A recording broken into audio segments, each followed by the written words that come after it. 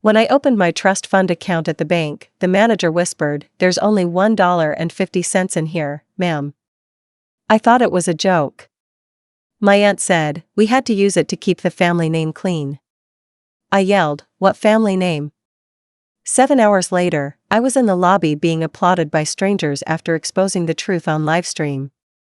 "There's only $1.50 in here, ma'am," the bank manager said, voice barely above a whisper. I blinked. "Wait, what?" He looked uncomfortable, but turned the monitor slightly toward me. "This is the balance under your trust fund account. Established in 1986. All activity is current." My phone buzzed in my bag. I didn't need to look. It was my Aunt Delphine. I picked it up. "We had to use it," she said flatly. "To keep the family name clean." I was stunned. "What family name?" I shouted, loud enough that the elderly couple behind me jumped. She hung up. 7 hours later, I was standing in the middle of a bank lobby, still live streaming, voice hoarse, eyes puffy, people clapping around me as two different former family employees shared documents showing how my inheritance had been drained. And all I'd wanted was to pay my rent while I was out on medical leave. I never thought I'd be the type of person who live-streamed from a bank. I wasn't impulsive, wasn't messy, wasn't anything but forgettable in most circles. If anything, I was the quiet cousin who read a lot, didn't show up for family fundraisers, and taught high schoolers how to properly cite their sources. But the day I found out that my entire trust fund was gone, and not by accident, I broke a little. I didn't grow up spoiled. After my parents died in a small plane crash when I was 10, I was raised by my mother's older sister, Delphine. She stepped in, kept me in private school, dressed me in pressed clothes, and always told me not to ask too many questions. "The family is watching," she'd say, as if that explained everything. I grew up with a trust fund in my name but was never allowed to touch it. "It's for when you're grown," Delphine had told me. "It'll be there when you need it." Well, I needed it. I had slipped on a sheet of ice outside my apartment a few weeks earlier, cracked my ankle, and had to take an unpaid leave from the school library where I worked. I wasn't worried, though. Rent in Capitol Hill was cruel, but I had savings. And the trust, I figured, would get me through.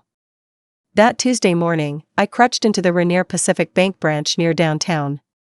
The building was the kind of place that didn't have pens on chains. It had private meeting rooms, a wall full of dark oil paintings, and employees who wore pocket squares. I was led into one of those rooms by a man named Terrence Harlow, who looked like a cross between a barista and a funeral director. His fingers flew across the keyboard, and his brows twitched. Then he said it. "There's only $1.50 in here." At first, I laughed. Not because it was funny, but because my brain couldn't compute. Then I waited for the joke to end. It didn't. The trust had been emptied over a 10-year period. None of it by me. I asked Terrence to print the transaction history, and as I looked at the dates and amounts, my stomach turned. Large withdrawals listed as settlement payouts, third-party transfers, and miscellaneous legal expense. My next call was to Delphine. She didn't even sound surprised. "We had to use it to protect the family name," she said, like she was reading off a grocery list. "What family name?" I blurted out, louder than I meant to. She hung up. That's when I pulled out my phone and hit go live. I didn't have a plan. I wasn't trying to go viral. I just felt like I was about to fall down a well and needed the rope of public accountability to keep me from vanishing. At first, only a few people were watching. I explained what had happened, my parents' deaths, the trust, the discovery, and Delphine's eerie call. I flipped my camera to show the transaction sheet, careful not to reveal account numbers. Then people started commenting. Some were confused. Some were enraged. A few said things like, "This is how generational wealth disappears," or "This happened to my cousin too." After an hour, someone in the comments tagged a man named Elias Romero. Said he used to work for LeClaire Holdings, the company my grandfather had started, and where Delphine had been CEO for nearly 20 years. He DM'd me. Said he had something to show me. So we set up a video call, and I added it to the stream. He appeared, wearing an old fleece sweater, bags under his eyes like he hadn't slept in days. "I've been waiting for this day," he said. "They fired me when I started asking too many questions about the private family transfers." Then he shared his screen. Elias had kept files, copies of internal memos, scanned checks, even typed notes from board meetings. All pointing to one conclusion: my cousin Rowan, Delphine's son, had been arrested 3 separate times in the past 15 years. 2 for fraud, 1 for trafficking prescription opioids through a shell medical supply company. Every time, he'd been bailed out. Charges dropped. Fines paid quietly. Lawyers paid off. Victims compensated under the table. And every dime had come from family money. My money. Then came another name, Inez Wu. She messaged me from a burner account. She'd been the attorney handling the family's philanthropic wing and had quit after discovering that our so-called charity, the LeClaire Foundation for Youth Development, was a front. Donations were laundered, skimmed, or redirected. I added her to the livestream. She held up the resignation letter she had sent, unanswered. Delphine was playing God, she said. Rewriting everything in the name of legacy. By then, there were 10,000 people watching. Someone messaged me screenshots of Rowan currently tagged at a luxury spa in Reno, hiding under the alias Paul Kingsley. I started crying. Not because I was sad, but because everything made sense in that moment. The warnings to stay quiet. The pressure to never ask questions. The way family gatherings always felt like press conferences. At some point, I looked up and realized the bank lobby had filled up. People had come in off the street, drawn in by the noise, or maybe the strange woman yelling into a phone with documents spread across a table. Terrence brought me tea. Someone handed me tissues. A stranger touched my shoulder and whispered, "You're brave." I didn't feel brave. I felt hollow. Angry. But also, lighter. The weight of pretending everything was fine had been lifted. I wish I could say things got simpler after that, but they didn't. Once the stream ended, 7 hours after I walked into that bank on crutches, I had 27,000 followers and over a dozen voicemails from family members I hadn't heard from in years. Most of them were either screaming, sobbing, or trying to rationalize what had happened.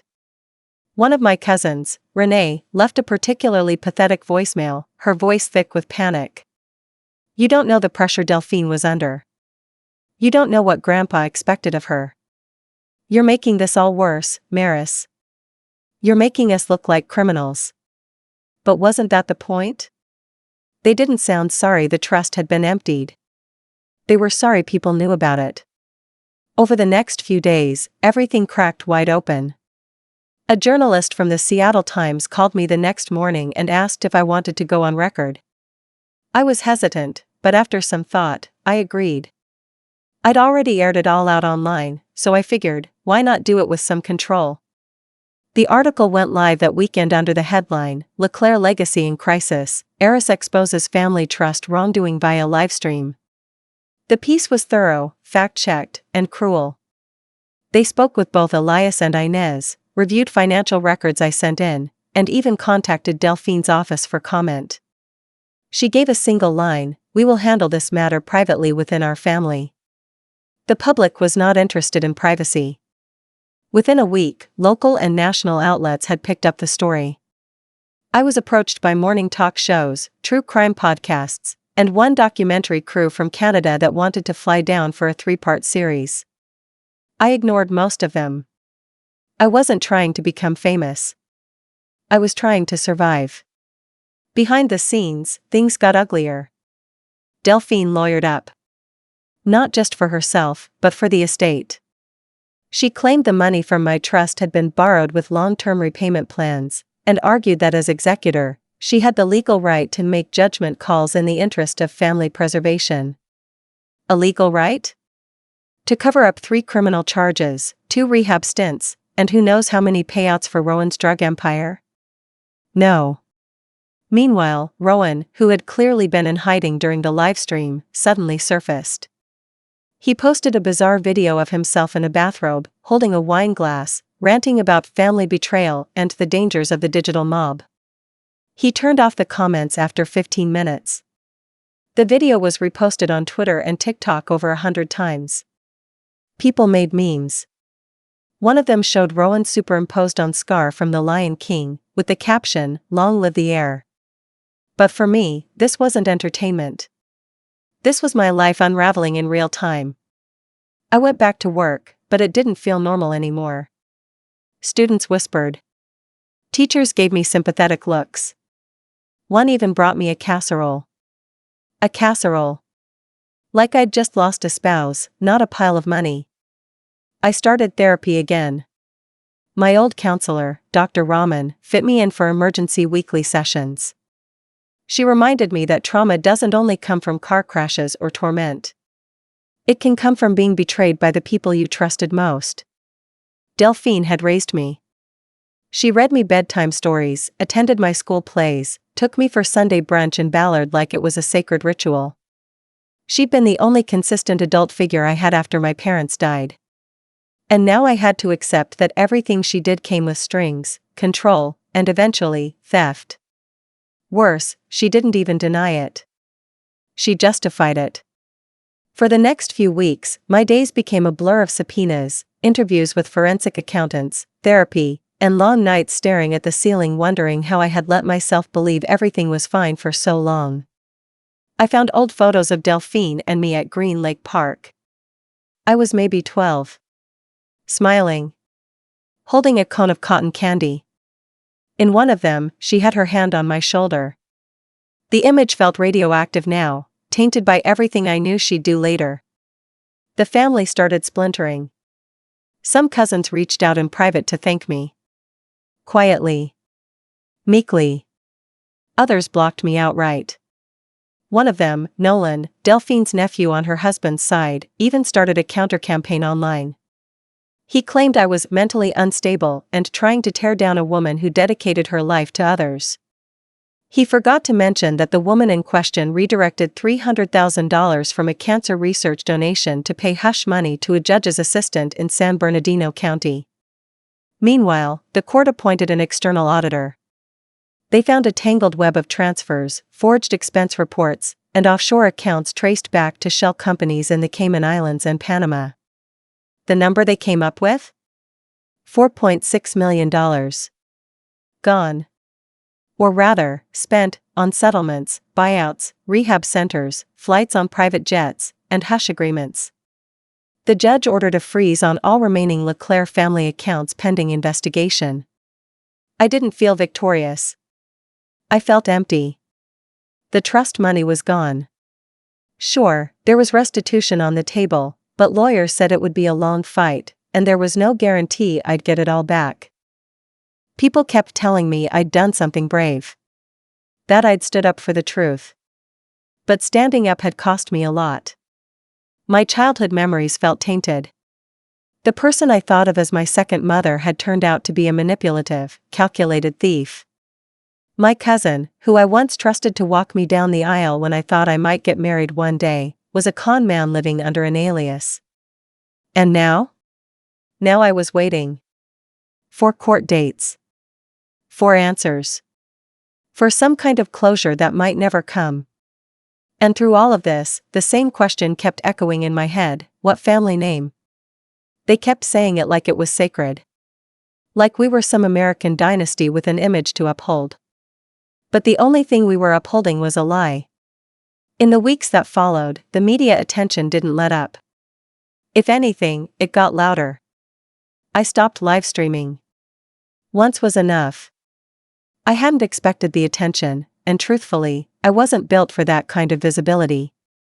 I didn't want to become the poster child for financial betrayal or a symbol of justice against generational wealth torment. I just wanted answers, maybe some accountability, and to be left alone to rebuild my life. But the internet doesn't let go easily.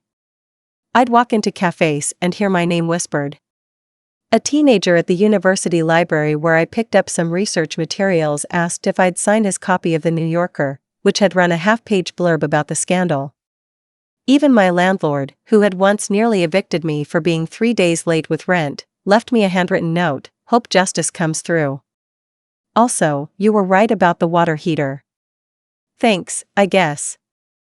Still, the hardest part wasn't the public spectacle. It was the silence from the people who mattered. Delphine hadn't called. Not once. She hadn't denied anything publicly beyond that single line to the press, and through her lawyer, she had refused mediation or a personal sit-down. Her attorney, a famously slick corporate type named Daniel Kearns, issued vague statements about complex estate structures and unfortunate breakdowns in internal processes. No apology. No explanation. Just spin. I didn't know what hurt more, the theft, or the erasure of our entire shared history. You don't just stop loving someone because they betray you. That's the cruel thing about family. The pain doesn't erase the bond, it just makes it harder to look at without wincing. Some days, I'd find myself scrolling through old texts from her. Messages from years ago. "Maris, proud of your speech. Call me after. Don't worry about the flu, rest and I'll drop soup off. Remember, you carry the Leclerc name. Carry it well." Those words used to make me feel proud. Now they made me sick. And then, out of nowhere, I got a letter. A real letter, handwritten, thick, cream-colored stationery with a return address from the Leclerc family estate. No postage. Likely hand-delivered. It wasn't from Delphine. It was from her brother, my Uncle Vernon. Vernon was the recluse of the family. The black sheep who moved to Port Townsend and became a woodworker. I hadn't seen him in over 15 years. I'd assumed he didn't want to be found. The letter was short: "Maris, I've been watching this unfold. I always knew she was dangerous, but I didn't know how far she'd gone. I wish I had said something sooner. If you want the full truth, the real reason the money disappeared, you need to come see me. I can't write it. It's not safe. But you deserve to know. All of it. No cameras. No press. Just you." Vernon and I must have read that letter 10 times before folding it back up. My first thought was suspicion. I didn't know Vernon well. What if this was a trap? Or worse, a plea to stay quiet in exchange for more family secrets? But curiosity gnawed at me. So I called him. "Maris," he said when he answered. "You sound older." "I am." There was a pause. "I'm sorry." "For what?" "For not being around. And for what you're about to hear." He gave me an address and a time. "Come early," he added. "Before she finds out I contacted you." She meant Delphine. The drive to Port Townsend was 3 hours and change. I took the ferry from Edmonds, then drove across the peninsula, watching as the city gave way to fog-draped trees and cracked highways lined with moss. Vernon lived in a small, weather-beaten cabin tucked into a grove of evergreens on the outskirts of town. A carved wooden sign on his porch read, "Do not disturb unless on fire or bearing pie." Charming. He was thinner than I remembered, with a scraggly beard and a face carved by the kind of quiet sorrow I was starting to recognize in myself. We didn't hug. Just stood there awkwardly until he motioned me inside. His cabin was filled with books, old tools, and the smell of cedar. There was a wood stove, and 2 mismatched chairs around a table that had clearly been handmade. "I want to tell you something," he said, sitting down and folding his hands over his lap. "But you have to understand, this isn't just about money. It never was." Then he told me. He told me about my grandfather, the real man behind the Leclerc legacy. How the shipping company wasn't built on honest labor but on trafficking, bribes, and corporate espionage. How Delphine had taken that foundation and built an empire of image, spin, and silence. "She's been cleaning up after him since she was 17, he said. "You think Rowan was the first?" "No. He was just the sloppiest. Apparently, the family name had been in jeopardy for decades. There were quiet settlements with former employees. Lawsuits settled before papers were even filed. Campaign donations made to district attorneys to make arrest warrants disappear. And the trust? It was a slush fund, Vernon said simply. Yours was the last one left untouched. Until Rowan crashed his car into a federal contractor's vehicle in Santa Clara. That's when Delphine made the call. She'd taken it all. Because it was easier to let me suffer quietly than to let the family name take one more hit in public. I sat there, hands trembling, not sure whether to scream or cry. She doesn't love the family, Vernon said finally. She loves the illusion of it. And she thinks you just shattered everything she worked for. He handed me a flash drive. This has more documents. Copies of what she buried. Financial records. Emails. Photos. Everything you need to prove the cover-up started long before your trust was touched. I took it, barely able to nod. Why are you giving this to me now? I asked. Because I'm tired of being the coward who knew and stayed quiet. He made me a cup of tea, then sat in silence with me until it cooled. I haven't opened the files yet. They're sitting in my apartment, next to the tea mug he sent me home with. I know they'll contain more truth than I might be ready for. But I also know I can't keep pretending I've reached the bottom of this story. Every time I think I have, the floor drops out again. And now I'm wondering, do I take this to court? Or do I take it public again? And if I do, will I lose even more? Because even after all this, part of me still misses the woman I thought Delphine was. I waited 3 days before opening the flash drive Vernon gave me. Part of it was fear. What else could possibly be buried in that long stretch of family secrecy?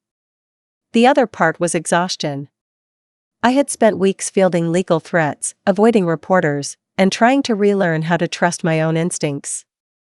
I needed to know what was inside, but I also knew that once I looked, I couldn't unsee it. It was worse than I expected.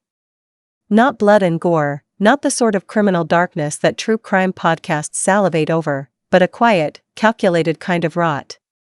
Dozens of documents spanning decades, offshore accounts under fake subsidiaries, emails detailing hush money paid out to prevent lawsuits from employees at Leclerc Shipping, even one from my grandfather instructing Delphine to take care of a whistleblower who had threatened to go to the SEC back in the late 90s. Most damning of all? An unsigned agreement, clearly authored by Delphine, outlining the movement of funds from 5 family trust accounts, including mine, to cover strategic risk mitigation in the interests of legacy preservation. Code words. Legal-sounding camouflage. But what it really said was, we'll bury the truth with your money, and you won't even know until it's too late. So I made my decision. No court. No backroom settlements. No silencing me this time. I contacted a nonprofit law center in Seattle that specialized in financial torment and whistleblower protection. They put me in touch with an advocacy group that had partnered with major investigative reporters at a national level. Journalists with reach, reputation, and most importantly, receipts. I gave them everything. Not just my story, but every file Vernon handed me. I did one interview. Just one. 60 minutes. They sent a producer. We filmed it at the Seattle Public Library, my turf, my space. I sat beneath vaulted glass windows in a building full of truth and knowledge, and I told my story. Not just about the trust, but about the manipulation, the legacy myth, and the quiet way torment hides behind family portraits and charity galas. When the episode aired, it didn't just trend. It detonated. Delphine couldn't hide behind law firms anymore. The IRS got involved. So did the Department of Justice. Not just because of me, but because of the pattern. Once my story aired, 2 other former employees came forward, one from the shipping division, another from the charitable foundation. Both had long suspected money laundering and fraud but had never had enough proof. Now they did. The Leclerc name didn't just get tarnished. It collapsed. Within 3 months, the Leclerc Foundation was stripped of its nonprofit status. Delphine was removed from every board she served on. Civil suits from multiple states began piling up. Rowan fled the country again, this time to Portugal, but Interpol flagged his passport thanks to charges filed by a former business associate he'd conned. And me? I wasn't done. I worked with the Law Center to build a new organization, the Leclerc Initiative, not under my family's legacy, but in defiance of it. Its mission: provide financial literacy education and legal resources for young adults in guardianships, trusts, and conservatorship. Kids like I had once been. Silenced, told to wait, to behave, to be quiet while others spent what was meant for them. The irony? I funded it with a portion of the recovered assets the court ordered Delphine to return. They weren't able to get everything, but what they could claw back was enough. The trust fund she emptied? It became the seed money for something real. Something loud. Something she couldn't control. Delphine, now facing multiple legal battles, moved to a private estate in Bainbridge Island. She's rarely seen in public. Occasionally, someone from the local news will spot her at a grocery store, hiding behind sunglasses, pushing a cart of discount groceries. Her inner circle is gone. Her legacy? Now synonymous with white-collar theft and entitlement. As for me, I stayed in Seattle. I still work at the library. Still walk to work most days, rain or shine. And I still get the occasional, "Hey, aren't you the woman from that bank video?" when I'm picking up coffee or helping a student with citations. I smile politely. Nod. Say, yes, that was me. But the moment that truly sealed everything for me came one chilly afternoon, almost a year later. A young woman came into the library, maybe 19. She looked nervous, holding a stack of documents and asking for help understanding them. Something about a trust from her late parents. The legal wording had her overwhelmed. I pulled up a chair and said, "Let's go through it together." We spent an hour going over the papers. I answered her questions. Explained the fine print. At the end, she said, "Thank you. No one's ever helped me like this." I didn't even know where to start. And I realized, in that moment, this was the revenge. Not the courts. Not the news specials. Not even the takedown of the woman who once ruled my life like a queen. This. Helping someone not get lost in the way I had. The legacy I inherited had been poisoned. But the one I created? That one might actually help someone. And Delphine? She'll spend the rest of her days living in the shadow of a name she spent a lifetime trying to protect. While mine finally means something better.